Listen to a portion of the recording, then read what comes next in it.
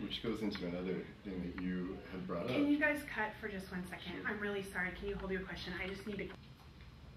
So, you know, the other thing that really kind of struck me this week was how you really countered that idea that duration is one of the most essential things, that there actually could be shorter mentoring matches that could be effective. So I want to make sure I understand that more clearly. Right, and it's sort of not my idea. I was here last summer at the first institute when a guy named Tim Devel from the University of Arkansas came here and presented his Lunch Buddies program, where they have college students come in for 1 semester and then leave.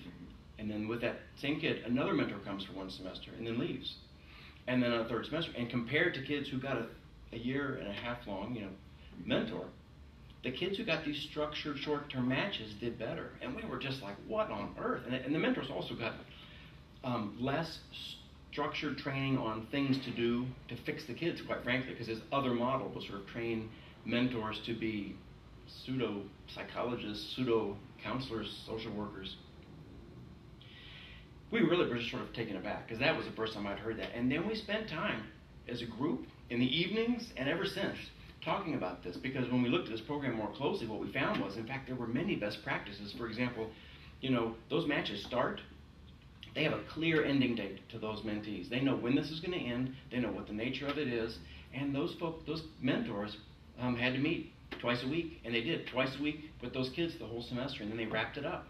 So the program had high fidelity. It was monitored, it was structured in ways that may be more important than duration. I mean, sort of having a lived relationship that doesn't just open well, but has a life and ends, because endings are important. And maybe if a kid has 3 chances to feel special, feel liked and important and valuable, and then also has 3 chances to say goodbye, maybe that, in a sense, can be more helpful than having 1 long match, which we hope goes long and doesn't end short term. I think that's the problem. If all matches provided the same quality, that might be different. But I think sometimes less is more when less is better. Shorter matches that have less time can be better if they are more well done. And so we really need to be looking at program practices and what staff can do to support matches. And maybe we should start small, get that perfected, and then go back to this long-term match. Because I think the matches that don't end well is the biggest problem in mentoring today. Yeah, and there was one other thing that I wanted to ask you about too, which is the differences in gender of some of the participants and age in the study that you were doing on SMILE. For example, high school boys versus, say, middle school or elementary school girls, or just in terms of the findings that you've been uncovering. Well, so I love working with the Communities and Schools agency that we worked at. We're in 20 schools, and we were able to look in 7 high schools, 7 middle schools, and 6 elementaries. So we found these good effects, especially for the young boys, and bad effects for the older boys. But it's more than that, as we discussed. It looks like it's the fact that these boys in high school always have males, by the way, and they are in an environment that's different than the younger kids. The younger kids have a place with their mentors to go play and interact, and they have games that are present, and they're encouraged to do the playful, relational, friendship-like activities that are important. And yet, in the high school, we knew as the study was going along that these mentors weren't sure what to do, didn't have anybody encouraging them to be relational and focused, and they shifted towards a more goal-oriented intervention. And so with Latino youth, and the fact that they can't be even on a playing field, that they're next to the kid in the cafeteria with their friends, talking about ways the kid could be better or not get in trouble. I think those are night and day interventions. And so, I've talked with communities and schools and said, until you guys have got the training down, and you got the school support. So the school encourages the male mentors to be friendship focused, and the staff encourages the mentors to be friendship focused, and the resources available do.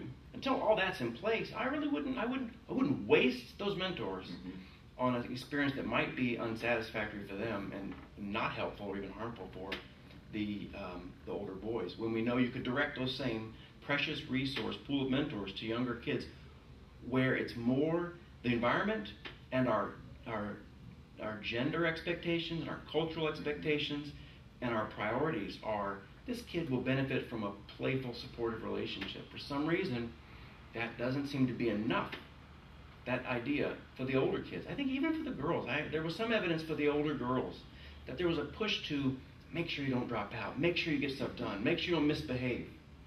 I think that misses the point. They've got adults who do that all day long. What they need is those adults who come in and say, wow, you're special, you're fun, you're interesting. I like coming to spend time with you. Because I have a sense, quite frankly, that the tenor of those high school interactions was nowhere near as pleasant and encouraging as the playful interactions that the young kids got more of, and we saw that. So I think if you want to mentor a high school kid, especially a boy, I would get out of the school. I would do it in the community. And if you have to mentor them, if you have to do something with them in school, you've got to make sure you've got the resources, you've got the schools on board, you've got the staff also ready to support these folks to work against social and gender stereotypes about what they should do and keep their eyes on the prize. Make this kid feel special. Be a friend to this kid. If they can do that, great. But I don't think the infrastructure is there right now to do it, and so I wouldn't.